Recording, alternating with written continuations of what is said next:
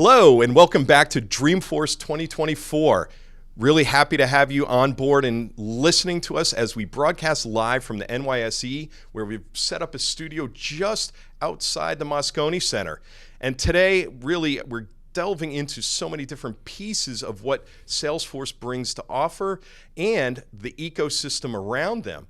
And this one is near and dear to my heart as somebody who's run customer success before at a startup, and really looking forward to diving into Totango, who merged with Catalyst, and we're joined by Chiu, who's the co-CEO. So welcome on board. Thank you so much for having me. I'm excited to be here. Yeah, so let's kind of delve into a little bit what it means, the merger of the two companies, and what you're offering and why you're here this week. Yeah, so for those of you that don't know, both Totango and Catalyst are a customer growth platform. So long story short, we help software companies retain more customers and grow more revenue from their existing customers. Pretty important right now in this economic climate. Yeah, I would say, anybody who's public or not public, NRR, so net retained revenue, is really important, and customer success is a big piece of that.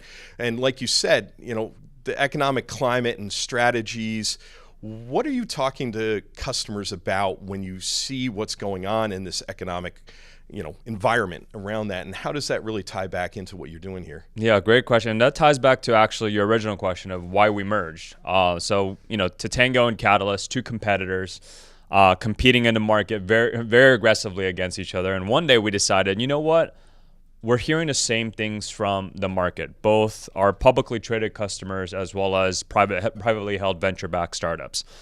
The number one thing is resounding. In board meetings, the only thing that every leadership team is talking about right now is how do we keep more of our customers? How do we have less focus on new business revenue? How do we put less pressure on account executives and SDRs to drive more new business revenue and bring that to your existing customers? And these are customers that you already have. You've already spent a long time acquiring them. You spend a lot of dollars marketing to them. You spend a lot of resources onboarding them.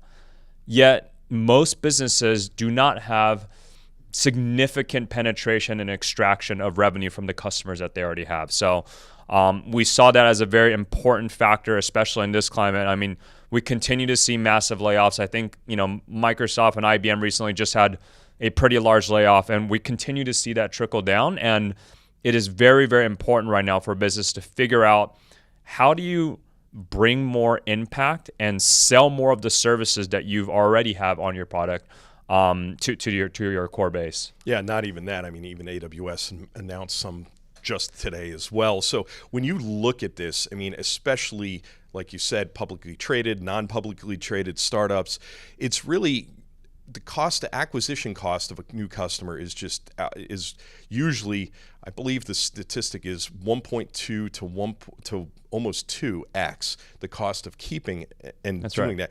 How do you guys help really drive that revenue, and how do you really deliver that by helping them retain their customers? What do you do? What is it, the magic that you're doing to help them with that? I never thought there'd be a day where AWS is announcing layoffs given, how rapidly infrastructure growth is, but here we are. Yeah. The one thing that we do incredibly well for businesses is we aggregate all of their customer data. It is very, very hard to upsell to your customers if you don't know where they are in their customer life cycle, how much of your product have they already adopted or not adopting, and where are they finding the most value. You can't possibly upsell them, and your account managers can't have productive conversations if you don't have that information. So that's step one. We help you aggregate all of your customer information from Salesforce, Snowflake, Redshift, BigQuery, Zendesk, Jira, all into one singular view. And believe it or not, it's in this day and age with as much software as we have, it is still very, very difficult for businesses to see their customer data in one singular view. Secondly, we help your CSMs and account managers cover more accounts. You'll hear the word operating efficiency as a big term right now for a lot of businesses. How do you, extract more out of the employees that you already have? And account managers have big jobs, and right now they're managing hundreds of accounts. How do you make sure they do that effectively? And the last probably core piece is we automate that communication. So to put it simply, you can say, if a customer is upcoming for renewal in the next 90 days, they're some of our best customers over XYZ and spend, automatically send a proactive email so that we can engage them at the right moment. So part of the automation is a very popular term called digital customer success that many businesses are embarking on right now. So those are probably the 3 core tenets that we help businesses achieve success with right now. What, for those who aren't that advanced and haven't gotten, because I could tell you I had Zendesk, I had, I had Support Cloud, I had everything plus Salesforce, and we were trying to bring it all together, and it was a nightmare to put it simply. How do you help customers really get to that digital customer success? What does that mean to them? Yeah, a lot of businesses think about this challenge as a data challenge. So they'll say, you know what, we're not ready for any digital customer success until we're done with this data challenge. And a lot of times their Salesforce instances are messy. I know it's Dreamforce week, but there's decades long of data. I don't think anybody, including us who uses Salesforce, will argue with you. It's a mess. That's right. So generally the statement is, oh, my Salesforce is a mess. It's going to take me a long time to even clean up my Salesforce before I even unify that with other data. So that's exactly it. We clean up your Salesforce. We pair that with your ticketing data. We pair that with your customer feedback data. And we organize it for you in a way that is easily accessible. And also, you can do segmentation. And part of what we do very well is modern technology and user experience that is very easy to use. If you have no technical background, you don't know how to do SQL query, you don't know how to set up complicated BI dashboards, you are able to do customer segmentation on Totango and Catalyst. And that's the beauty of it, is we want to make sure anyone in the company can better understand the customer, so that marketing team wants to drive upsell, you know how to slice and dice. If you're the SDR team, this is a huge trend right now. Sales development reps who are historically responsible for driving new business revenue, they're now being assigned, go after our existing accounts, do massive expansion on our Googles, on our Amazons, on our IBMs, and go find opportunities within multiple departments within that org. So we help a lot of them gather this information. Yeah, I think that's a key for many organizations, is how do you get more out of the resources you have and enable them. I know that, again, many C-suites are talking about how do they not only, land the first account or get net new logos, but how do they expand within those and upsell and cross-sell? Is that what is kind of enabled by the platform? I speak with CROs all the time. Many of them are here at Dreamforce. And one of the biggest things that they've been assigned and told is, historically, you own the sales team. You have the VP of sales that roll up to you. Now you have a lot of organizations in which they're merging the sales organizations with the CS organization, the account management organization. So that's exactly it. You have these hunter-like sales leaders that historically only know how to get new business, yet all of a sudden they are now responsible for finding gold in the customer trove that they already have. So it's a very difficult job. You have to be very data-driven, because you are going after customers and you're combining their quarterly business review feedback to their sentiment scores on weekly calls to their net promoter scores, and also just conversations in real time that you're having. So how do you get all of that and then find opportunities? That's exactly what we do for our customers. So you're helping really kind of, I guess you could say, normalize that data across those multiple different places that That's exactly bringing right. in, and you're then putting it in a language that a CRO could understand from a customer success, if they're kind of the persona that's heading this thing up. Not only could they understand, if you have 1,000 customers, the chances of you reaching 1,000 customers at the right time, at the right moment in which they are ready for an upsell, is close to impossible, because you can't expect your reps, they all of a sudden get a Slack message that they have to adhere to. All of a sudden they got to go to lunch, or they go on vacation, or they get sick. You still have those windows of time where it's very critical for you to reach out to those customers. So we standardize it, then we allow you to automate that process so that you will always have a message that comes from the right stakeholder in your org to the customer at the right time, and it's completely automated. So I think that's a big part of, where AI and automation is playing, is how do you make sure that you're touching customers at the right moment? Because a lot of times that moment makes the difference. Because, I think a lot of people say August is a tough time to drive expansion because everyone's out on vacation. How do you know exactly when to reach out to those customers is also what we help you do. Yeah, I think that's such a great insight, is the fact that there are so many different times when people are looking and you miss it. You miss the opportunity because you weren't there. I mean, in marketing, they call it nurturing and all of that fun jazz. But when you start to look at it, it's really about servicing the customer and making sure that you're engaged with them. How you brought up the word AI. So how do you see that playing out as part of this entire ecosystem, and how it really feeds into this as well? I brought it up because my marketing team's sitting right there. So it's an obligatory term that you got to bring up, especially when you're at Dreamforce. But all jokes aside, I think AI is only as good as the data foundations that you have.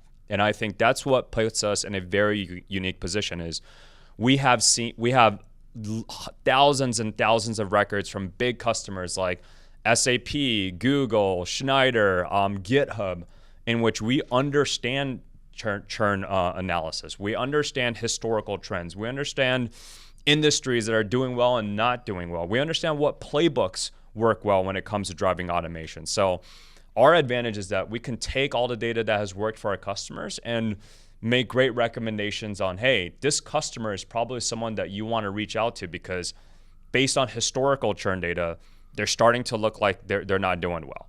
Or, hey, this customer has sent hundreds of messages, and based on sentiment analysis, they're not doing well. But AI can only go so far, but you see a lot of movement right now that's happening across every industry. So you're also helping. Not only that, but you help by providing the right data at the right time to the right individual in that organization, so that they can make some of that determination as well. Exactly. So a lot of people think you could just spin up AI and in a matter of seconds, and it starts doing everything for you, right? And I think that's the key difference. What I'm trying to relay is that you have to have a lot of historical data. There's some manual effort there. You have to know which of your CSM's messages that they've sent actually drives ROI. And then you can build off more of that template. So the more data that you're sitting on top of, the more that we're able to enable for you. Yeah, I think that to me is one of the big pieces, is about how the whole organization is enabled by that. You have human in the loop, and you choose which are the automatic things versus one.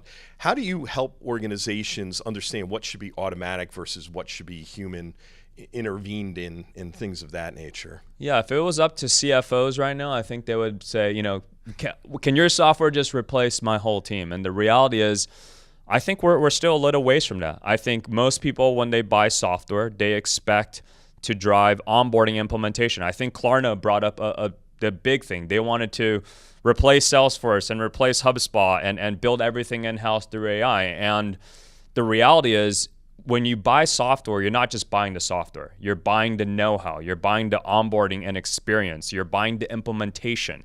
You're buying the best practices that you're generally not going to get from AI, because AI just doesn't know best practices, right? So, anyone who uses ChatGPT can ask for best practices, but it's getting pulled from Reddit. It's getting pulled from forums. Like, those are not real world applications that you're going to get from AI just yet. What are you seeing as some of the key drivers that are kind of the red flags that somebody should be engaging with you guys and saying, hey, we're not getting effectiveness out of X, Y, and Z, or we're missing out on this opportunity? What are the things that drive people to you? Yeah, well, when some people come to us and say, hey, we need you guys to clean up all of our data and help us understand how to do customer success. As someone who's done customer success, you know that no software can help you do customer success. What they do come to us for is, hey, we've organized a lot of data. We have a modernized tech stack. What we need is to identify more upsell opportunities.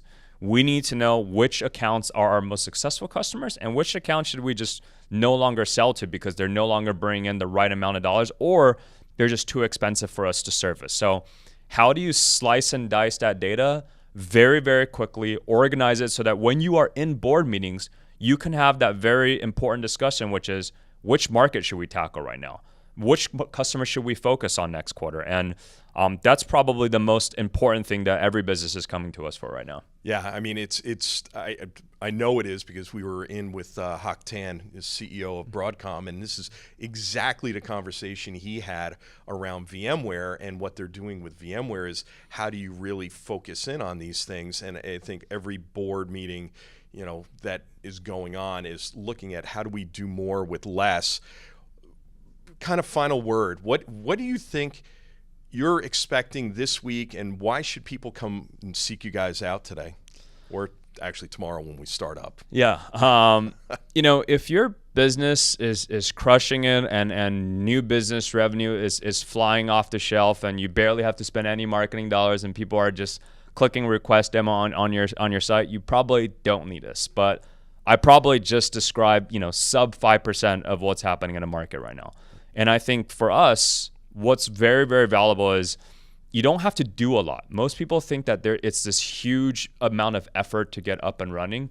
We help businesses get up and running in a matter of days. It's very easy to organize a day. The hard part is what playbooks and what systems do you want to deploy, and we're still able to do that in a couple of weeks. So I think software is just getting better and better, and that's a big part of why the merger was so exciting, is because we took a platform that had the best user experience and combine that with a platform that has the best enterprise experience. And you won't find another platform that has best of both worlds. So we're excited to talk with people that are interested, and looking forward to this week. No, that's great. I think, if you're looking for all of that knowledge, kind of almost a center of excellence for customer success in a box. Yeah. But we're in a cloud, depending on how you look at it. But thanks for coming on board, Edward. Thank you so much for having me. Yep. And thank you for watching this episode of Dreamforce 2024 live from the NYSE. We got tons more coming to you over today and tomorrow, at least another one today, so stay tuned.